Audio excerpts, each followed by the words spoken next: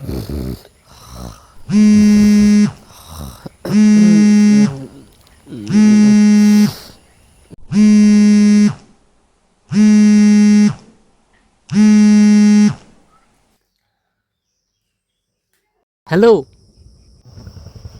ক কি কৰি আছা?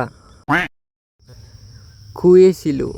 আবে ইমান দেৰিলৈকে শুয়ে আছা? ইমান সোনকালে উঠি কি কৰিম, আমনি লাগি যায়। তই কি কৰি আছ? ময়ো শুয়ে আছিলোঁ। গেলা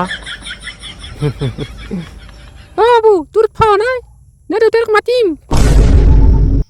মা উঠি আছোঁ।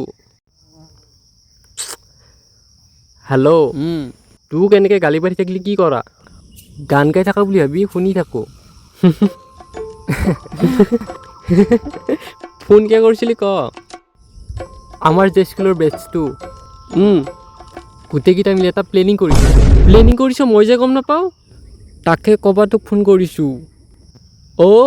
ক আমাৰ বেটছটো গোটেইকেইটা মিলি এটা খানা খাম বুলি ভাবিছোঁ। কি? কোনদিনা? 4 দিনমান পিছত। আৰু পইচা কিমান? 500 মান হ'ব। কালি মোক জিপে কৰি দি দিবি, মই ঘৰত নাযাওঁ আৰু। মোৰ ঠিক নাই। ঠিক নাই মানে? মই নাখাবও পাৰোঁ। শুন, তাইও আহিব কিন্তু। কি?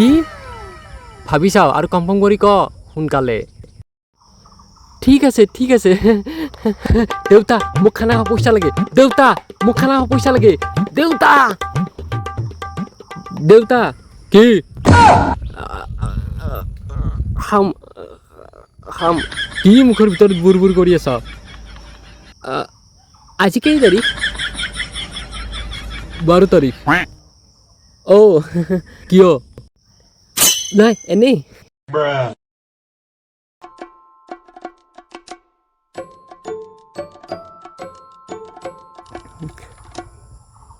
দেউতা 500 টকা এটা হ'ব নেকি? লগৰ লগত খানা খাবা? যা, মোৰ মানি বেগত 10খন 500 টকা আছে, তাৰে 2খন লৈ যা।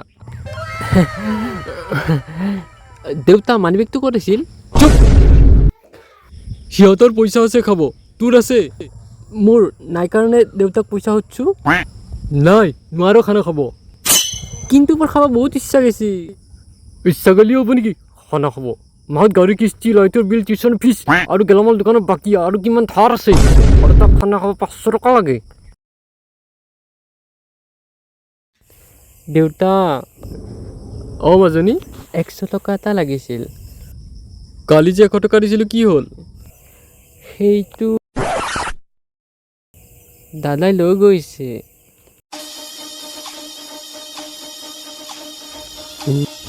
যোৱা, মোৰ মানি বেগত পইচা আছে, লৈ যোৱা।